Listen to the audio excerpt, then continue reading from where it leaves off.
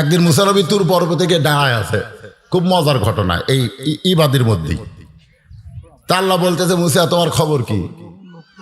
তো মুসা বলতেছে আলহামদুলিল্লাহ। আমাদের খবর, আপনাকে খবর যখন জানবার চাইলাম আপনার কেমন আছেন, কি কইছেন? আলহামদুলিল্লাহ। তো মুসা বলতেছে, আল্লাহ বলতেছে, মুসা তোমার খবর কি? মুসা বলতেছে আলহামদুলিল্লাহ। কিছুক্ষণ পরে মুসার বিবেক বলতেছে, যা আল্লাহ আমার খবর নিল, আল্লাহর খবরও তো নেওয়া দরকার। যেরকম আমি বললাম আপনারা কেমন আছেন, আলহামদুলিল্লাহ, সামনে থেকে একজন কি বললো, হুজুর আপনি কেমন আছেন? তাই বলেন না আপনি? কারণ আপনি তো জানেন বর্তমানে চোর ডাকাতের কোনো চিন্তা নাই, যত টেনশন হুজুরের। জোরে কোন কথা ঠিক করে, হুজুরদের টেনশন বেশি। তো এখন মুসা বলতেছে, আল্লাহ আপনার খবর কি? আপনার খবর কি? আপনি কেমন আছেন? আল্লাহ বলে, মুসা আমি কেমন আছি যদি জানবার চাও, ইযহাব ইলা ফিরাউন ইন্নাহু তাগা। আমি কেমন আছি যদি জানবার চাও তাহলে ফেরাউনের কাছে যাও। ফেরাউন দিনের ভোট রাতে করতেছে নাকি? ইন্নাহু তাগা মানে কি? সীমালঙ্ঘন করেছে। 5 বছর জন্য সিয়ার পায়া ওই আর সিয়ার থেকে উঠবে না, ওই আর সিয়ার ছাড়বে না। যে ভাবি হোক আর সিয়ার দরকার, তাতে মরা মানুষের ভোট পর্যন্ত দেওয়া হচ্ছে। জোরে কোন কথা ঠিক করে, কথা কর না কেন? তা আল্লাহ বলতেছে, আমি আল্লাহ কেমন আছি যদি জানবার চাও তাহলে ফেরাউনের কাছে যাও। কার কাছে? ইন্নাহু তাগা। ফেরাউন সীমা লঙ্ঘন করেছে। তো মুসা আলাইহিস সালাম বলতেছে, আল্লাহ আমি তো ফেরাউনের কাছে যাবই, কারণ আপনি যখন যাবার কইছেন আপনাকে জানার জন্য। কাকে জানার জন্য? কথা কয় না, আল্লাহকে। আল্লাহ কেমন আছে জানবার গেলে কার কাছে যাওয়া লাগবে? ফেরাউনের কাছে। আমাদের বর্তমানে বাংলাদেশে আল্লাহ কেমন আছে? একটা প্রশ্ন করলাম আপনাদের কাছে, কি গান? এরকম প্রশ্ন যদি বলি যে আল্লাহ বর্তমানে বাংলাদেশে কেমন আছে, তার উত্তর হবে কি জানেন? ওই যে দেখতেছেন হুজুর, ওই জমি আমার। ওই সাইডে দেখতেছেন ওটা আমার বড় ভাইয়ের। পিছন দিকে যা দেখতেছেন সব আমাকে। সামনের দিকে যা আছে সব আমার বাচ্চা। এলাকার মধ্যে পাওয়া দেওয়ার জায়গা কারো নেই। তো বলতেছে, বাবা সবই যদি তোমাকে হয় আল্লাহর, আল্লাহটা দেখবার গেলে 2 মিনিট হাঁটা লাগবে। মুসা যে ফেরাউনের কাছে যাচ্ছে, ওই বলতেছে চলেন আল্লাহটা দেখে নিয়ে আসি। তখন মসজিদের সামনে গিয়ে বলতেছে, হুজুর এখানে আল্লাহর কিছু ছিল না, এখানেও আল্লাহর কিছু ছিল না। আমার চাচা এই 10 শতক আল্লাহ দান করছে, এই আমার চাচা দিছে। আল্লাহর কিছু আসলো নাই, মানিক দিবা বলি পড়া, আল্লাহর কিছু নেই। আমার চাচাই 10 শতক আল্লাহ দিছে, আর আমরা টাকা পয়সা দিয়া মসজিদ বানিয়ে দিছি। ফেরেশতাকে আল্লাহ এই দেশের নাম কি, যে দেশে তোমার কিছুই নাই, ওর চাচা দিলে তুমি পাও, এই দেশের নাম কি? আল্লাহ বলতেছে ওই দেশের নাম হলো বাংলাদেশ। ওই দেশে আমি আল্লাহর চাইতে গরিব কেউ নেই। মসজিদের ওযুখানা নির্মাণ করা লাগবে, এর জন্যে আমরা মাহফিল দিয়েছি। এখানে ওযুখানা নির্মাণ করার প্রকল্পে মাহফিল দেওয়া হয়েছে। আল্লাহ বলবে, বান্দারে যেই বাড়িতে তুই থাকতে পারবি না সেই বাড়ি তুই 3 তলা করলি, যেই বাড়ি তোকে ছাড়তে হবে সেই বাড়ি তুই 3 তলা করলি, অথচ আমার ঘরের ওযুখানার জন্য মানুষের কাছে ভিক্ষা করলি। তোর 3 তলা বাড়ি বানানোর আগে আমার একটা ওযুখানা বানায় দিলে তুই বাড়ি থেকে যখন বের হবি খাটনি তোকে কবরের মধ্যে রাখবে, কিন্তু আল্লাহর ফেরেশতা তোকে জান্নাতে বরণ করে নিবে। ইয়ামিন বলেন, মিশর বলেন, সৌদি আরব বলেন, প্রত্যেকটা ধনী মানুষ আগে মসজিদ বানায়, তারপরে নিজের বাড়ি বানায়। যে আল্লাহর ঘর তৈরি না করে আমার বাড়ি আমি যদি বানাই তাহলে আমি আল্লাহর বান্দা হতে পারবো না। ফাদখুলি ফি ইবাদি ওয়াদখুলি জান্নাতি। যদি জান্নাতে যাবার চাই তাহলে আল্লাহর বান্দা হওয়া ছাড়া যাওয়ার কোনো উপায় না। একটা ওযুখানা বানাবে, তারই জন্য মাহফিল। আপনি যখন গোসলখানা বানান, বাথরুম বানান, আপনি কি গোটা গ্রামের কাছে ভিক্ষা করে? কথা কর না কেন, কথা ভিক্ষা করে? আপনি বান্দার পায়খানা বানাবেন, ওযুখানা গোসলখানা বানাবেন, তাতে যদি ভিক্ষা না করেন তা আল্লাহর ওযুখানা বানাতে ভিক্ষা করতেছেন, তার মানে মানে আল্লাহ বাংলাদেশে সবচাইতে গরিব অবস্থা আছে, ধরে কোন কথা ঠিক কিনা? মসজিদ ওযুখানা ভিক্ষা ছাড়া চলবি না। আর একবার পড়েন ফাদখুলি ফি, পড়েন ফাদখুলি ফি ইবাদি ওয়াদখুলি জান্নাতি। তাহলে আসরের 4 রাকাত নামাজ আমরা পেয়ে গেলাম কার কাছ থেকে? মুসা নবীর কাছ থেকে। আসরের 4 রাকাত নামাজ মুসা নবীর কাছ থেকে যখন আল্লাহর নবীকে আল্লাহ দিয়ে দিলেন, এখন চলে আসি আমরা আমাদের সামনে সে আসর আছে না নাই? পবিত্র কোরআনে আসর নামে একটা সূরা আছে। এই পড়ছেন সে আসর সূরা পড়ছেন? ওয়াল আসরি ইন্নাল ইনসানা লাফি খুসর। খুব খেয়াল করে শুনবেন, মারাত্মক কথা আল্লাহ বলতেছেন। ওয়াল আসরি ইন্নাল ইনসানা লাফি খুসর ইল্লাল্লাযীনা আমানু ওয়া আমিলুস সলিহাতি ওয়া তাওয়াসাউ বিল হাক্কি ওয়া তাওয়াসাউ বিস সবর। দেখেন, ইন্নাল ইনসানা লাফি খুসর, নিশ্চয় মানুষগুলো ক্ষতির মধ্যে। মানুষগুলো কার মধ্যে? যেখানে আল্লাহ ইবাদতের কথা বলেছেন সেখানে বললেন ওয়ামা খালাকতুল জিন্না ওয়াল ইনসা ইল্লা লিয়াবুদুন। আমি জিন আর মানুষকে আমার ইবাদতের জন্য তৈরি করেছি, সৃষ্টি করেছি। ইবাদতের কথা বলতে গিয়া আল্লাহ জিন আর ইনসানের কথা বললেন, কিন্তু ক্ষতির কথা বলতে গিয়া আল্লাহ জিনকে বাদ দিলেন। এখানে বলা লাগতো ওয়াল আসরি ইন্নাল জিন্না ওয়াল ইনসানা লাফি খুসর। নিশ্চয় জিন আর মানুষ ক্ষতির মধ্যে, কিন্তু ইবাদতের কথা বলার সময় আল্লাহ জিন ইনসান একত্র করলেন। আর ক্ষতির কথা বলতে গিয়া আল্লাহ জিনকে কেন বাদ দিয়া দিলে? মানুষ হিসাবে আমাদের জানার দরকার আছে না নাই? জোরে করে আছে না নাই? যেখানে ইবাদতের কথা আল্লাহ বললেন সেখানে জিন আর মানুষ একত্র করলেন, আর যেখানে ক্ষতির কথা বললেন সেখানে আল্লাহ জিনকে বাদ দিলেন কেন? এই বাদ দেওয়ার পেছনে কারণ হলো আল্লাহ মানুষকে অত্যন্ত ভালোবাসে। আল্লাহর যত সৃষ্টি আছে দুনিয়ায় সবচাইতে ভালোবাসার সৃষ্টির নাম কি? মানুষ। জোরে কর না কেন? মানুষ হয়েছে কি? আলহামদুলিল্লাহ। আল্লাহ মানুষের মধ্যে আমাদের রাখছে লাভ না লস? শুধু মানুষের মধ্যে রাখে নাই, আল্লাহ মুসলমানের মধ্যে আমাদের কবুল করেছে। সুবহানাল্লাহ বলেন। শুধু মুসলমানের মধ্যে রাখে নাই, আল্লাহ বিশ্ব নবীর উম্মত হিসেবে আমাদের কবুল করেছে। শুধু বিশ্ব নবীর উম্মতের মধ্যে আল্লাহ আমাদের রাখে নাই, হেদায়েতের কিতাব আল্লাহর কোরআন আল্লাহ আমাদের দিয়েছে। সেই কোরআন থেকে একটা আয়াত ছোট্ট, ফাদখুলি ফি ইবাদি ওয়াদখুলি জান্নাতি। খুব কষ্ট করে আমার মায়েরা বসে আছেন, ওরা চিন্তা করতেছে হুজুর তো আমাদের কোনো ওয়াজই করতেছে না। মেয়েরা কিন্তু আলাদা কিছু ওয়াজ শুনবার চায়, চাই কি চাই? শুনবার চায়। এখন মানে বা মানুক না মানে না মানুক, কিন্তু শুনবে। আমার মায়েদের জন্য আলাদা কোনো ওয়াজ কোরআনে নাই, তবে একটা ওয়াজ বারবার তাগিদ দেওয়া হয়েছে, সেইটা হলো ওয়াকরনা ফি বুয়ুতিকুন্না ওয়ালা তাবাররাজনা তাবাররুজাল জাহিলিয়াতিল উলা। রে মেয়েরা, তোমরা ঘরের মধ্যে থাকো। এটা মা বোনদের জন্য ওয়াজ করতেছি।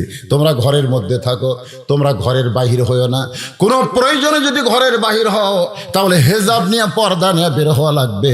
ওই জাহিলি যুগের মেয়েদের মতন সাজগোজ করে বের হওয়ার কোনো পারমিশন মুমিনা নারীর নাই। একথা কার?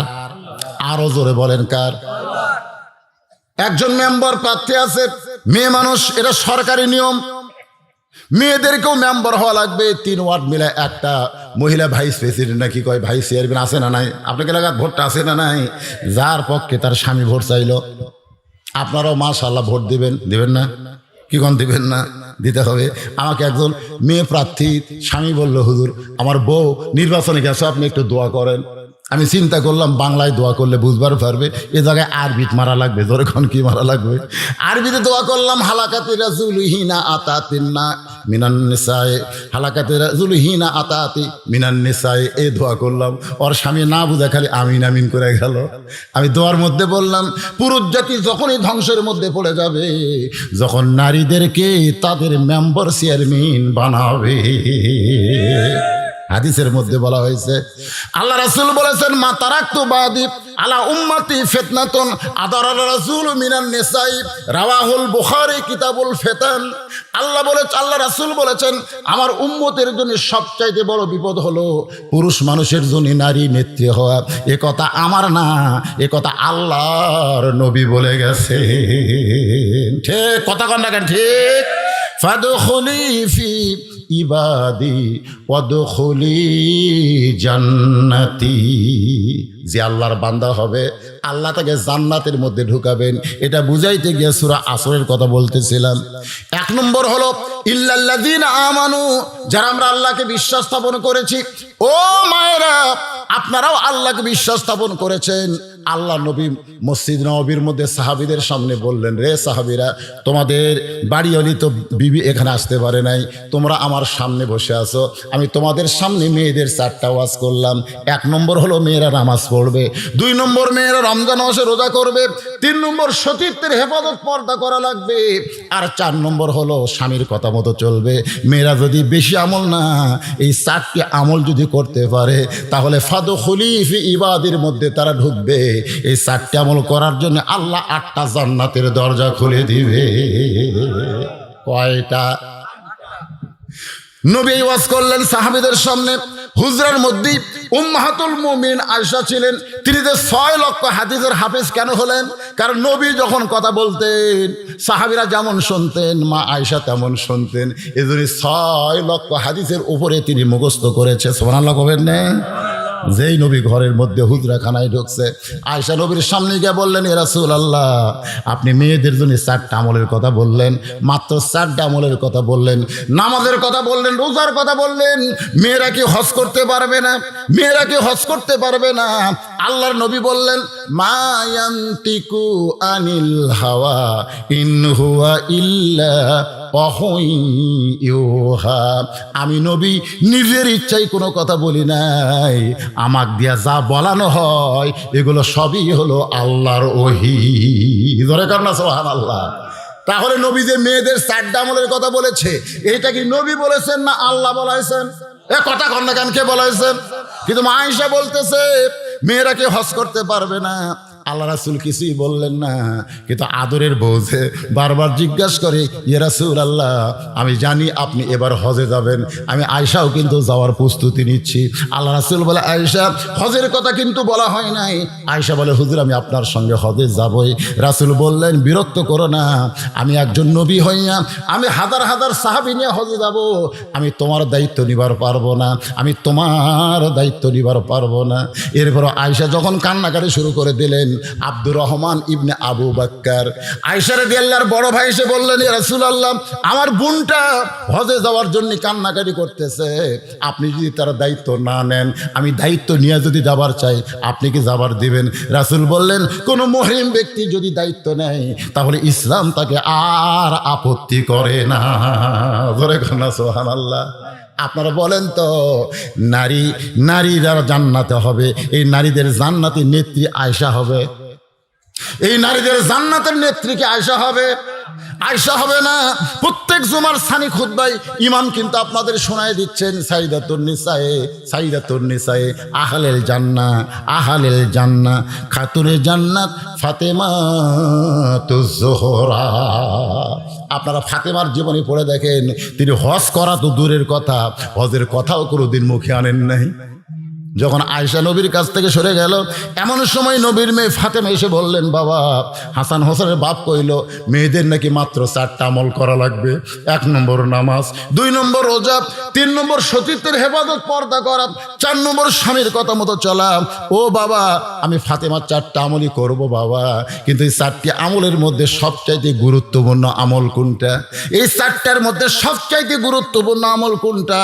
আল্লাহ নবী বললেন, পুরুষের জন্য এই পুরুষের জন্য 4টা আমলের মধ্যে নামাজ, রোজা, হজ, যাকাত। নামাজ, রোজা, হজ, যাকাত। পুরুষের মধ্যে 4টা আমলের মধ্যে 1 নম্বর হলো নামাজ। 1 নম্বর হলো নামাজ। কোনো ব্যক্তি যদি হজ না করে মারা যায় তাকে কাফের বলা যাবে না। কোনো ব্যক্তি যাকাত না দিয়ে মারা গেলে তাকে কাফের বলা যাবে না। কোনো ব্যক্তি রমজানের রোজা না রাখলে তাকে কাফের বলা যাবে না। কিন্তু যে ব্যক্তি নামাজ পড়ে না পড়ে মারা গেল সে অবশ্যই কাফের অবস্থায় দুনিয়া থেকে বিদায় নিল। তাহলে পুরুষের মধ্যে 1 নম্বর ইবাদতের নাম কি? আল্লাহ রাসূল বলেন, ফাতেমা, মেয়েদের জন্য 1 নম্বর ইবাদতের নাম হলো পর্দা। মেয়েদের জন্য 1 নম্বর ইবাদতের নাম হলো পর্দা। পর্দা যদি না থাকে মা, মেয়েদের কোনো ইবাদত আল্লাহর দরবারে কবুল হবে না। আল্লাহ রাসূল বললেন, ফাতেমা, 24 ঘন্টার মধ্যে 5 বার নামাজ আদায় করবে। নামাজের 5টা ওয়াক্ত আছে। এই 5 ওয়াক্ত নামাজ আদায় করলে নামাজের হক শেষ হয়ে যাবে। ও ফাতেমা, স্বামী যখন আলী যখন তোমার কাছে থাকবে, আলীর কথা মতো চলবে। আলী অনেক সময় জিহাদের ময়দানে যায়, তাবলিগে যায়, তখন তো আর স্বামীর খেদমত করার দরকার হয় না। তার মানে বোঝা গেল স্বামী কাছে থাকলে খেদমত করবা, দূরে গেলে আল্লাহ তোমাকে সহজ করে দিবে। আল্লাহ নবী বললেন, ফাতেমা, 12 মাস রোজা রাখা লাগবে না। রমজান মাসে রোজা রাখলেই রোজার হক আদায় হবে, রোজার হক আদায় হবে। কিন্তু ফাতেমা, 24 ঘন্টায় যেইটা আমল করা লাগবে সে আমলের নাম হলো পর্দা। সুবহানাল্লাহ কন্যা ঘাট।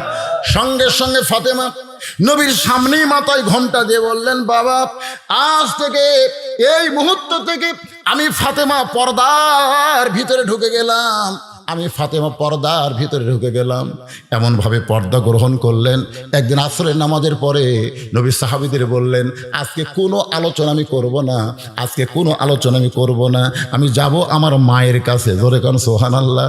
সাহাবীরা বললেন, ইয়া রাসূলুল্লাহ, হুজুর 6 বছর বয়সে আপনার মা আমিনা দুনিয়া থেকে বিদায় নিয়েছে, আপনার দুধ মা হালিমাতুস সাদিয়াও তো মারা গেছে, কোন মায়ের কাছে আপনি যাবেন? আপনার মা দুনিয়াতে আর কি আছে? রাসূল বললেন, সাহাবীরা রে, আমার কলিজার টুকরা ফাতেমাই হইল আমার মা। আসরের নামাজের পরে নবী আবার ফাতেমার দরজায় গিয়ে সালাম দিলেন, আসসালামু আলাইকুম ইয়া আহলাল বাইত। এই সালাম দেওয়ার সঙ্গে সঙ্গে ফাতেমা দরজার কাছে এসে ছোট বাচ্চার মতন কান্না শুরু করে দিছে। রাসূল বলে, ফাতেমা, আমি বাবা হইয়া আমার মায়ের কাছে মেয়ের কাছে আইছি, দরজা না খুলে তুমি কেন কাঁদতেছো? ফাতেমা বলে, বাবা, আমি পর্দার মধ্যে ঢুকেছি, আমি পর্দার মধ্যে ঢুকেছি, আপনার জন্য এখন দরজা খোলা যাবে না। আল্লাহ রাসূল বললেন, ফাতেমা, তোমাকে এমন কি পর্দা করা লাগবে মা? আমি যে বাবা, বাবার কাছে মেয়েদের তেমন পর্দা করতে হয় না। ফাতেমা বলতেছে, বাবা, এমন পোশাক আমার শরীরের মধ্যে এই মুহূর্তে আছে, আমার হাসান হোসেন ডাকলেও আমি দরজা খুলতে পারবো না, আপনি ডাকলেও দরজা খুলতে পারবো না, তবে একজন মানুষের জন্য সবসময় দরজা খুলতে পারবো, সেই ব্যক্তি হলো হাসান হোসাইনের বাবা। আল্লাহ রাসূল বললেন, আমি বুঝতে পারছি মা, আমি বুঝতে পারছি মা। নবী আমার মাথার পাগড়ি খুলে জানলার কাছে গেলেন, বললেন, ফাতেমা, এই পাগড়িটা পরে আমার সামনে একটু চলে আয় মা। মা ফাতেমা আল্লাহ নবীর 7 হাত পাগড়ি এটা পরে নবীর জন্য দরজা খুলে দিলেন। নবীর দরজা খুলে ফাতেমার মুখের দিকে তাকায় দেখে চোখের নিচে যেন সুরমা দিয়ে রেখেছে। মা, কবে থেকে সুরমা দিলি মা? চোখের নিচে যেন তোর সুরমা দেখতে পাই। ফাতেমা বলতেন, বাবা, জানবার যখন চান তাহলে শোনেন, সুরমা দেইনি বাজান, না খায় থাকার কারণে আমার চোখের নিচে কালিমা পড়ে আছে। আল্লাহ রাসূল বলেন, ফাতেমা, এরপরেও তোমার কেমন লাগতেছে? ফাতেমা বলে, বাবা, গোটা দুনিয়া আমার কাছ থেকে যদি আল্লাহ কেড়ে নেয় আর পর্দার মধ্যে থাকার মতন তৌফিক যদি আমাকে আল্লাহ দেয়, আমি ফাতেমা এরপরেও পর্দা ত্যাগ করব না। আমি আমার মায়েদের জন্য বলতেছি, মা, এই ফাতেমা কিন্তু জান্নাতের নারীদের নেত্রী হবে। এই ফাতেমার সঙ্গে যদি আপনারা জান্নাতে যাওয়ার চান তাহলে বেশি ওয়াজ আপনাদের আমল করা লাগবে না, একমাত্র আমলযোগ্য ওয়াজের নাম হলো পর। জোরে কোন পর। আর এই পর্দাটা মেয়েরা করতে চায়, কিন্তু আপনারাই করবার দিবার চান না। আচ্ছা, আপনার বউকে বাগুন তুলতে গেলেন কেন?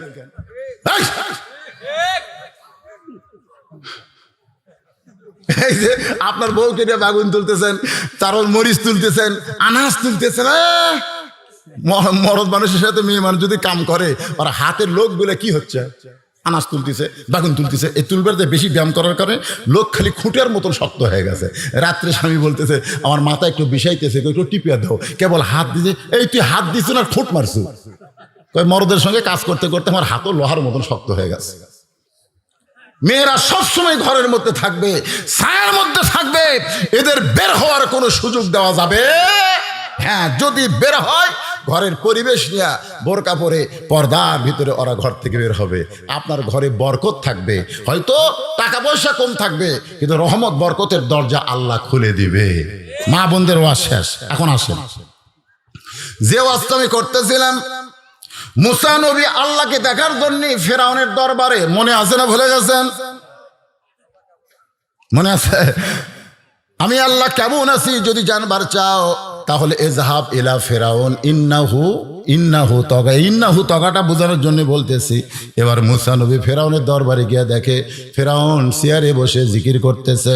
চেয়ারত বসে, ধরে কোন কাপ বসে, চেয়ারত বসে আপনি চেয়ারম্যানই করতে পারবেন, চেয়ারত বসে আপনি সবকিছু করতে পারবেন, কিন্তু জিকির করা যাবে না।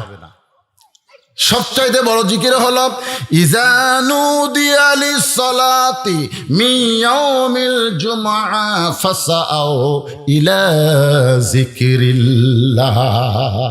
সবচাইতে বড় জিকির হলো যখন মুয়াজ্জিন আজান দেয়, এই আজান শোনার পরে জোরে জোরে গিয়া আমরা মসজিদে যে নামাজ পড়ি, এই নামাজটাই হলো সবচাইতে বড় জিকির। জোরে কোন সুবহানাল্লাহ। আর এই নামাজ চেয়ারে বসে হবে না, চেয়ারে বসে হবে না। তুমি হাঁটে হাঁটে আসিয়া মসজিদে চেয়ার খোঁজো, বাদামি টুল খোঁজো। নামাজের ভিতরে বাহিরে 13টা ফরজ। জোরে কোন কয় ফরজ? তার মধ্যে একটা ফরজ হলো দাঁড়িয়ে নামাজ পড়া। দাঁড়িয়ে নামাজ পড়া ফরজ। আপনারা বলেন তো, নামাজের মধ্যে কোনো ওয়াজিব যদি তরক হয়, সহজ সেজদা দিলে কিন্তু নামাজ হয়ে যাবে, কিন্তু ফরজ যদি তরক হয় তাহলে সহজ সেজদার খাওয়া নাই, ওর নামাজ আবার পড়া লাগবে। জোরে বলেন কত ঠিক? তাহলে দাঁড়ায় নামাজ পড়া কি? তাহলে যে বেটা বসে পড়তেছে ওর তো হচ্ছেই না, একটা ডাহা ফরজ তরক করতেছে। আর এই তরক করতেছে কি কোন জায়গা? মসজিদে। আমি বলতেছি আপনি চেয়ারে নামাজ হবে। আমার যদি বলতেছে হুজুর চেয়ারে বসে কি নামাজ হবে না? আমার হুন্ডে অ্যাক্সিডেন্ট করে হাত পাও ভাঙ্গা গেল, এখন কি আমি চেয়ারে বসে নামাজ পড়তে পারবো না? আমি 100 বার পারবা, 100 বার পারবা, কিন্তু মসজিদত পারবা না। তো মসজিদত নামাজ পড়া যাবে না, তুমি বাড়ির চেয়ারে নামাজ পড়ো। অসুবিধা কোন জায়গা? তোমাকে জামাতে আসার কথা বলছে কে? এই জামাতে আসার কথা মানে কাতার সোজা করার কথা। জোরে কোন কথা ঠিক কিনা? জামাতে আসা মানে কাতার সোজা করা। তুমি আসার পরে তুমি কাতারি সোজা করলে না, তোমাকে মসজিদে ডাকলো কে? তোমার কারণে গোটা রাকাত মাকরু হয়ে যাচ্ছে, তোমার কারণে। তা আপনারা কি চান একটা চেয়ারওয়ালার কারণে আপনার গোটা রাকাত মাকরু হোক? তাহলে কি করবেন? এই জন্য ওয়াদে বলছি, কেউ যদি মসজিদের চেয়ার প্রকাশ্যে হোক আর গোপনে হোক বাহিরে ফেলে দিবার পারে, পুকুরের মধ্যে ফেলে দিবার পারে, আগুনে পুড়ে ফেলে দিবার পারে, তাকে আল্লাহ একটা হজের সওয়াব দিবে। এই কথা যে আমি কইছি, এই বাংলাদেশের চেয়ার পার্টিরা সব বড় বড় মুফতির কাছে কাছে বলুন, সেটা এই কথা পারে কোথায়? যে একটা চেয়ার ভাঙলে হজের সওয়াব। তখন গ্রাম মুফতি আমাকে জামিন মাদার সাথে আসে না নাই, ধরে করা আসে না নাই, উনি আমার কাছে মোবাইল করে বললো হুজুর একেবারে হজের সওয়াব দিলেন, এই হজের সওয়াবের হাদিস কোথায়? চেয়ার ভাঙ্গার। আমি তখন বললাম মান সাআলাল্লাহু তাআলা আশ-শাহাদাতা বিসিদকিন বাল্লাগাহুল্লাহু মানাজিলাশ শুহাদাই ওয়াইম্মা তাআলা ফিরাশিহি রাওয়াহুল বুখারী কিতাবুল মাগাজি। গ্রান্ড মুফতি বলতে যে হুজুর এ ওয়াজ আপনি করে যাবেন, কোনো সমস্যা নাই, খালি হজের সওয়াব না, নবীর একটা সুন্নত জারি করার ফরজ কায়েম করার জন্য আল্লাহ ওকে শাহাদতের মর্যাদাও দিতে পারে। তাহলে মসজিদের মধ্যে কোনো চেয়ার থাকবে? কথা কন না, কেন থাকবে? যদি থাকে আপনি প্রকাশ্যে হোক অপ্রকাশ্যে হোক চুরি করে হোক যে করে হোক চেয়ার বেড়া ফেলে দেওয়া লাগবে। যদি ফেলে দিলে সহজ আর পাবি না। কথাটা বুঝলেন? কয়দিন চেয়ার, কয় চেয়ার কিনবি? হয় কয়টা কিনবি?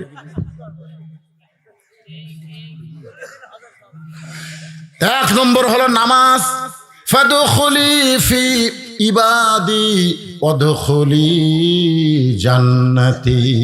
মুসা নবী ফেরাউনের দরবারে গিয়ে দেখে ফেরাউন চেয়ারত বসে জিকির করতেছে। কাত বসা কি জিকির? আনা রব্বুকুমুল আলা, আনা রব্বুকুমুল আলা। মারাত্মক জিকির। আমি হলাম সবচাইতে বড় রবের উপরে রব, মানে রবের উপরে রব। আনা রব্বুকুম আলা মানে কেকের উপরে। আপনারা বলেন তো, যত নবী আল্লাহ দুনিয়াতে পাঠাইছে সবচাইতে রাগ বেশি কার? খালি রাগ, এমন রাগ যে আজরাইল লোক চট দিয়া চোখের মুড়ি উল্টে দিছে। কি রাগ রে ভাই! আজরাইল খালি বলতেছে জান কবজ করবার চাই, মুসা বলতেছে আয়।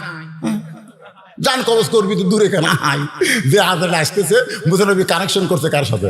মুসা নবী কিন্তু সবসময় মোবাইল করতে পারে আল্লাহর সাথে।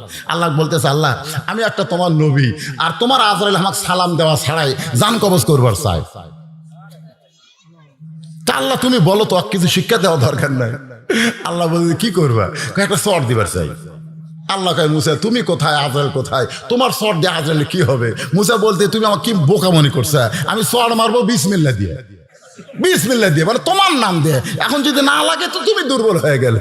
আল্লাহ কয় বেকায়দা, এদের বাংলাদেশে যে যে দল করুক না কেন, বক্তব্য দেওয়ার আগে বিসমিল্লাহ। জোরে কোন কথা ঠিক কিনা?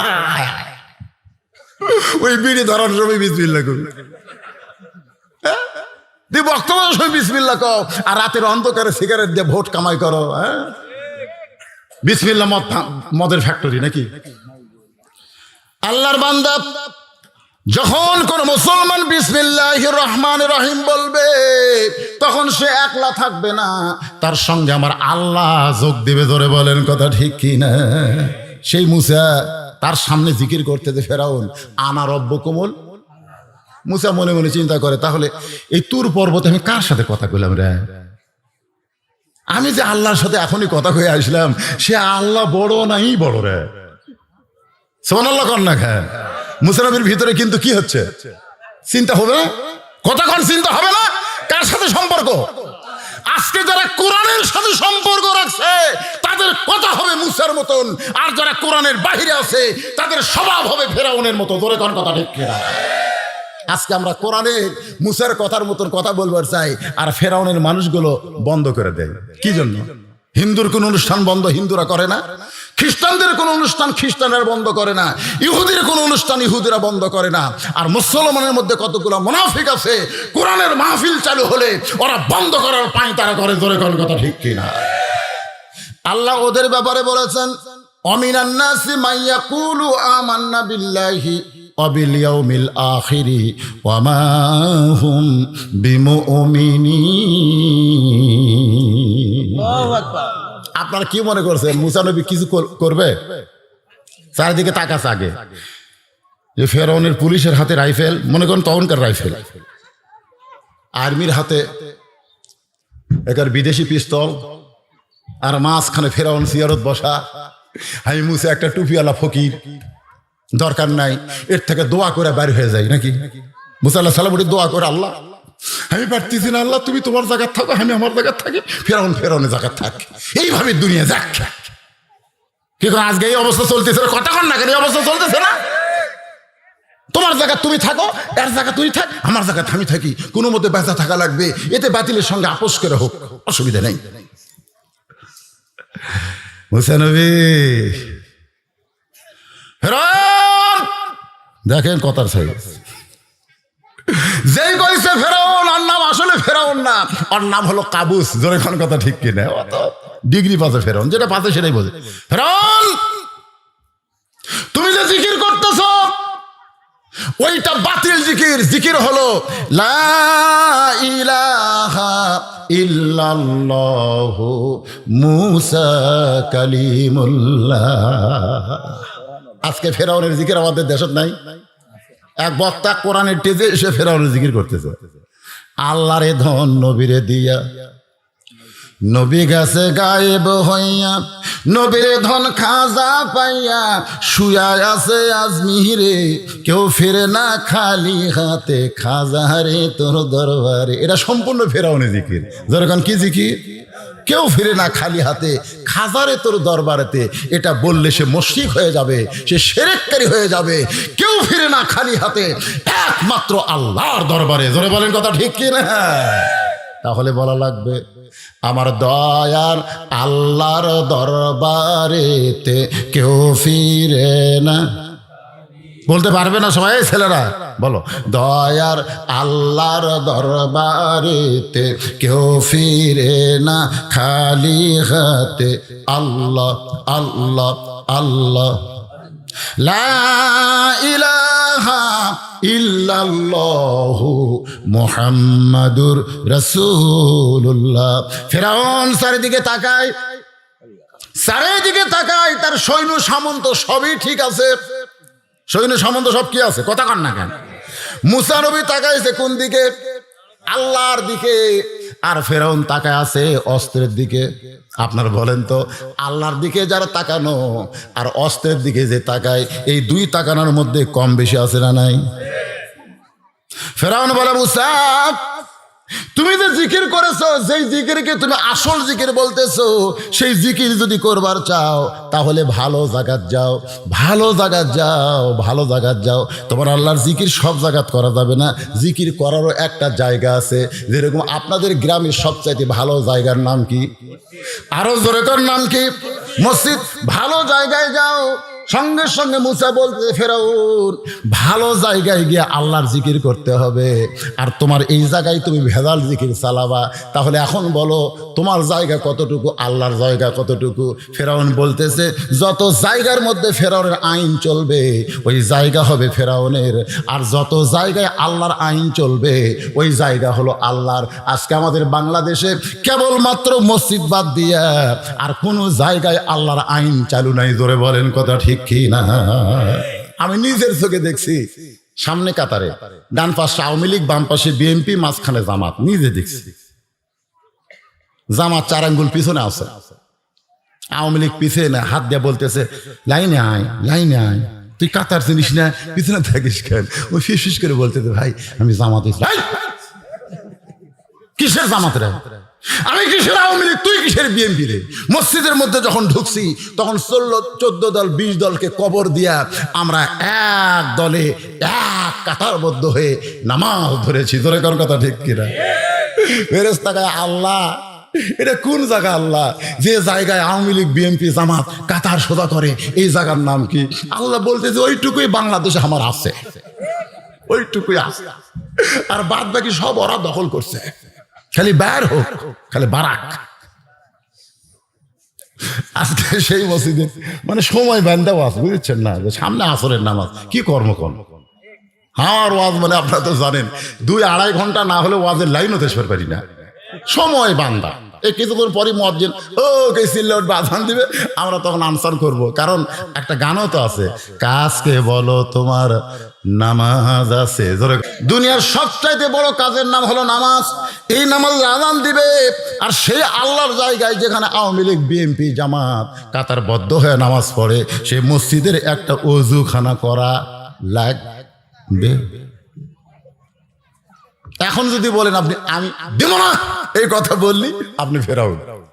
খালি এই মুহূর্তে যাই উঠবি, এতক্ষণ ওঠেনি, এই মুহূর্তে যাই উঠবি, আপনারা বুঝবেন এরা মসজিদের শত্রু। এখন কারা কারা ওঠে আপনারা দেখেন। কিসের পেশাব? আগে থেকে পেশাব আসেনি, এখন মসজিদের ওযুখানা পেশা, ওযুখানায় নাই, টোটালি নাই। খুব নর্মাল ওযুখানা আছে, ওযু করবার যা পিছলে খেয়ে পুরা দাঁত পা ভাগবেন নাকি? তা আপনাদের মধ্যে ওযুখানা বানানোর জন্য 1,000 টাকা দিবেন। আপনাদের মধ্যে চেয়ারম্যান গুলো বাদ, এই মেম্বার চেয়ারম্যান এরা সব দিয়ে কাম করতেছে। কি শেষ? শোভা আবার কি শেষ না, ওয়াশ, কারণ কাউন্টারে কাম হয়ে যাচ্ছে। আর যারা লোকাল গাড়ি যেটি থামে সেটি লোক তোলে, এরকে টিকিটের কোনো কাউন্টার নেই। তা আজকের মাহফিল তো লোকাল মাহফিল না, এটা কাউন্টার মাহফিল। ধরে কোন কথা ঠিক কিনা? এরা কাউন্টারে কাম সারছে, অসুবিধা নেই। তারপরও যে দিছে মাশাআল্লাহ। সাইফুল ইসলাম, আপনি কোন প্রার্থী? মহিলা মেম্বার প্রার্থীর স্বামী সাইফুল ইসলাম, তিনি আগে 5,000 টাকা দান করেছেন, আবার 2,000 টাকা করলো দান। আল্লাহ তার দানটা জান্নাতের বিনিময়ে কবুল করেন। জোরে বলেন আমিন। সকলে বলে আল্লাহুম্মা আমিন। ভাইজান, এইরকম আপনারা সকলে দান করবেন। এখন বাদ বাকি কথা শোনেন। আবার মাশাআল্লাহ, একে 200 টাকার কস কথা লোক সব রে। 2,000 টাকা দিয়ে দিয়েছে নগদে, আগেও দিয়েছে 5,000, আবার দিলে 2,000। আল্লাহ কবুল করেন। আপনাদের কি বলছি, ভোটে ওঠেন বা না ওঠেন, মসজিদের জন্য যেটা দিবেন এটা জান্নাত হবে। সুবহানাল্লাহ করেন না কেন? হ্যাঁ, এটা তো আর মিস নাই। কিন্তু জেলা ভোট পাওয়ার নিয়তে যাদেরকে খাওয়াবেন এরা তো খালি খাওয়া পার্টি। যারা লেয়, এই একটা জিনিস আপনাদের কাছে বলতেছি, যারা টাকা লেয় আপনাদের কাছে, কেউ যদি টাকা চায় তাহলে বুঝবেন ওই আপনার কাছে 1 লাখ টাকা চাইনি, ওই সবার কাছেই চাচ্ছে। ওই যে ভোট কাক দিবে নিজেও জানে না। তোর কথা ঠিক করে। হ্যাঁ, যারা খাবার চাই, টাকা চাই, খবরদার ওদের ভোট আপনি পাবেন না, কারণ নিজেও জানে না। ওই ভোটের দিনে ওই যে যখন পাবি না, ব্যালট পেপার পাবি, ওই যে কোনটা ছিল মারবি ওই নিজেও জানে না। ওই খালি দেখবি শয়তান, তখন ওর গালতে একটা চড় মারবি, চড় মারা বলবি মারছিল, যে সিল মারছে মধ্যে পড়ছে, একটাও পড়েনি, মানে মার খাওয়ার পর পড়েনি, মধ্যে পড়ে গেল। এরকম কিছু ভোট মার যায় না, এ কথা কান মার যায় না। অনেক ভোট মারি গেছে, অনেক ভোট মার যায়নি, ওরা শয়তানের থাপ্পড় খাচ্ছে। আসেন একটু মনোযোগ দেন, শেষ কথা। মুসা নবী ফেরাউনকে বলতে, ফেরাউন আল্লাহর জিকির করো, লা ইলাহা ইল্লাল্লাহ মুসা কালিমুল্লাহ। মুসাকে ফেরাউন কিন্তু একটা মারাত্মক কথা বলেছে, মনে আছে আপনাদের? আল্লাহর জিকির করবার চাস, আল্লাহর জায়গায় যা। আল্লাহর জিকির করতে গেলে আল্লাহর জায়গায় যা। ফেরাউনের রাজত্বের মধ্যে তোর আল্লাহর জিকির চলবে না, ফেরাউনের রাজত্বের মধ্যে তোর আল্লাহর জিকির চলবে। তোর আল্লাহ মানে কি? মুসার আল্লাহ। মুসার আল্লাহ মানে কার আল্লাহ? এ কথা কর না কেন? কার আল্লাহ? আমাদের আল্লাহ। তাহলে তোর আল্লাহর জিকির চলবে না। এখন মুসা নবীর রাগ কম না বেশি? মুসা চিল্লায় বলে, ফেরাউন এখন আমি তোমার কাছে জানতে চাই, তোমার এরিয়া কতটুকু, আল্লাহর এরিয়া কতটুকু? এরিয়া বাঁটিয়া দাও, এরিয়া বাঁটিয়া দাও। এই এরিয়া বাটা বোঝেন? আপনার এরিয়া বাঁটেন না? দাদা মসজিদকে 10 শতক জাকাত দান করে গেছে, জাকাত দাম এখন বেশি। দাদা যখন দান করছে তখন 10,000 টাকা শতক ছিল, এখন লাতির সময় 10 লাখ। লাতি মাঝে মধ্যে কয় আমার দাদা 10 শতক দিছে, আমি 2 শতক দখল করবো। ওই জোর করে 2 শতক দখল করছে। আর দাদা করছে দান, ওই করছে দখল। সবাই কয় মসজিদ 10 শতক এরিয়া, 2 শতক কমে গেল, এই আমিন লিয়াই রে। তখন আমিন লিয়েছে। আমিন বোঝে না? জাগা মাপে। আমিন চারিদিক থেকে মাপিয়া মসজিদ থেকে মাপতিছে। ইতিমধ্যে আমি গিয়ে বললাম, আমিন সাহেব খবর কি? বলে হুজুর বহু মাপ যোগ করে গেল, কিন্তু করে আল্লাহর 8 শতক পাওয়া গেল। বহু মাপ যোগ করে আল্লাহর কয় শতক? 8 শতক পাওয়া গেল। আল্লাহর এই 8 শতক আমি লাল কালিতে দাগ দিয়ে লিখছি, এই পর্যন্ত আল্লাহর আছে, এর বাইরে আল্লাহর নেই। আমি কইলাম ঠিক মতো মাপছে তো? ঠিক মতোই মাপছি হুজুর, আপনি যদি চান তাহলে আবার মাপছে। আমি কইলাম, আমিন রে তোর ইমান নাই, তোর ইমান নাই। তুই সব ম্যাপে আল্লাহর 8 শতক পালি, তার মানে গোটা বাংলাদেশ কাক দিয়ে দিলি? কাক দিয়ে দিলি? আসলে সব কিছুর মালিক কে? কিন্তু যখন মানুষ ফেরাউনের মতন সীমা লঙ্ঘনকারী হয়ে যাবে, তখন সবকিছুর মালিক নিজ মনে করবে, আর আল্লাহকে সামান্য জায়গা দিবে, যেটা মসজিদ নামে একটা ঘর বানায় দিয়া। আল্লাহর বান্দারা একটু মনোযোগ দেন। মুসা বলতে, ফেরাউন আজকে সিয়ার পাইয়া তুমি অহংকারী হয়ে গেছো। তুমি কি জানো তোমার পরিণতি কি? কারণ তুমি কোথায় ছিলে আর কোথায় উঠলে, আবার কোথায় গিয়া তুমি পড়বে, এইটা কি তোমার জানা আছে? শিশুকালে তুমি কি ছিলে, যৌবনকালে তুমি কি ছিলে, বর্তমানে তুমি কি হয়েছো, ভবিষ্যতে তোমার খবর কি? একটাবার চিন্তা করো ফেরাউন, হঠাৎ যদি তোমার এমন কিছু হয়, হতে পারে কি পারে না? মনে করেন, আমি বোঝানোর জন্য বলতেছি, মনে করেন ফেরাউন একদিন পায়খানা করবার গেছে। কারণ ফেরাউন আল্লাহর দাবি করলো, কিন্তু ফেরাউন খায়, জোরে কারণ খায় কি খায় না? এই খাওয়াটা এমন খাওয়া খাইছে, খাওয়ার মধ্যে একটু বিষক্রিয়া, ফুড পয়জন শুরু হয়ে গেছে। এখন ফেরাউন পায়খানা করবার যায়, যেই পায়খানা কমপ্লিট মনে করে উঠবার আছে, আবার পেট কামড় মারছে, আবার পায়খানায় বসে গেছে, পানির মতন তরল পদার্থ বার হয়ে যায়। ফেরাউন দেখে পায়খানা কমপ্লিট, আবার যখন উঠবার চায় তখন আবার পেটে কামড় দেয়, আবার বসে গেছে। এভাবে 5 বার ওঠা বসা করে 6 বারের সময় পেট কামড়ায়, ফেরাউন আর উঠবার পারে না। ফেরাউন দুর্বল হয়ে পায়খানার মধ্যে কাত হয়ে আছে। ফেরাউন কাত হইলে কি হবে? ওর মুখের ভাষা কিন্তু বন্ধ হয় নাই, শরীরে বল নাই, তারপরে ভাষা চলতেছে। এরকম কিছু ফেরাউন এখন দেখা যায়, ধরে কোন কথা ঠিক কি না? শরীরত বল নাই, হাত ধরে ধরে বার করা লাগে, কিন্তু ওর মুখের ভাষা ঠিক আছে।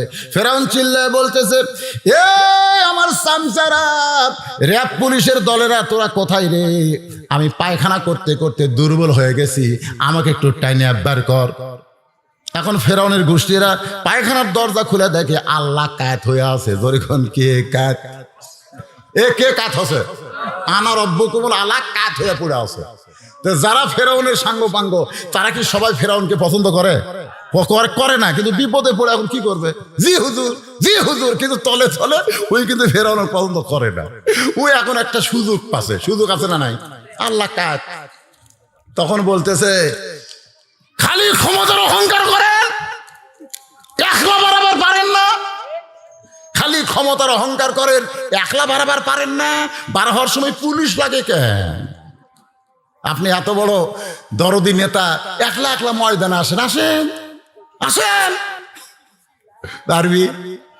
যখন আসে পুলিশ নিয়ে, র্যাব নিয়ে, চারিদিকে মনে হয় ডাকাত ধরে নিয়ে আসতেছে। ওটা ডাকাত না, ওটা বড় নেতা আসতেছে। পুলিশ পহরায় নেতা আসতেছে, পুলিশ পহরায়।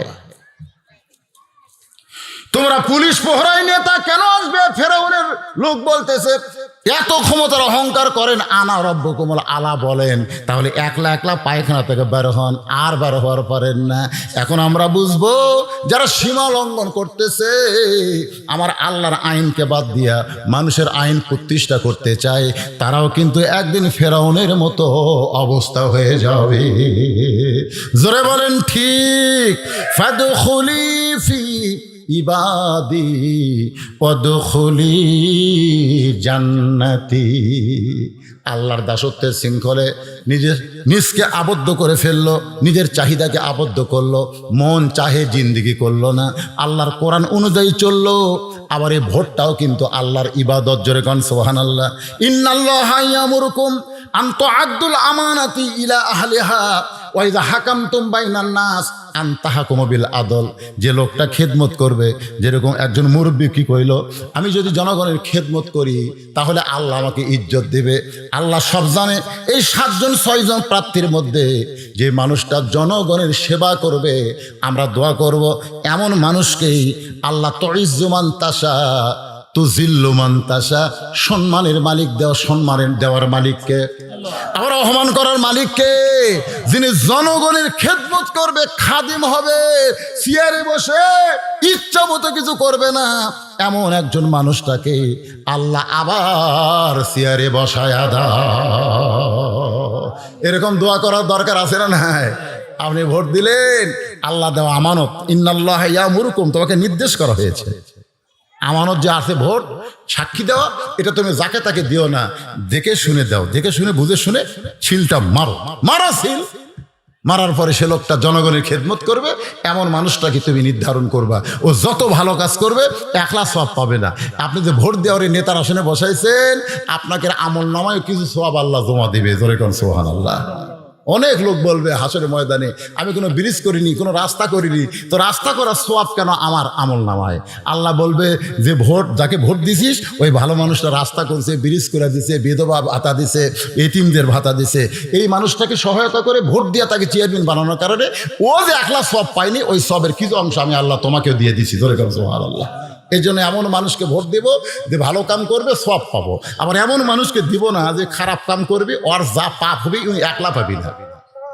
আপনার আমল নামায় দেখবে যে আপনি ব্রিজ মেরে খাচ্ছেন, ব্রিজ মেরে খাচ্ছেন, সিমেন্ট মেরে খাচ্ছেন, আপনি কবেন আল্লাহ আমি জীবনেও ভোটার ডালাইনি, আমার আমল নামায় ব্রিজ খাওয়া, সিমেন্ট খাওয়া, রড খাওয়া। আল্লাহকে যাক ভোট দিছু এই মেরে খাচ্ছে, ওই মেরে খাচ্ছে, ওই খালি একলা পাপ হয়নি, আর পাপের একটা অংশ আল্লাহ তোমাকে দিয়ে দিছে। এখন আমরা কি পাপের অংশ চাই না সবের অংশ চাই? তাহলে 28 তারিখে শুভ দিন, চিন্তা ভাবনা করে নিন। আল্লাহুম্মা আমিন। আল্লাহুম্মা আনতাস সালাম ওয়া মিনকাস সালাম তাবারাকতা ইয়া যাল জালালি ওয়াল ইকরাম। আয় আল্লাহ তাআলা, দিনের বেলায় কাজ কামকে বাদ দিয়া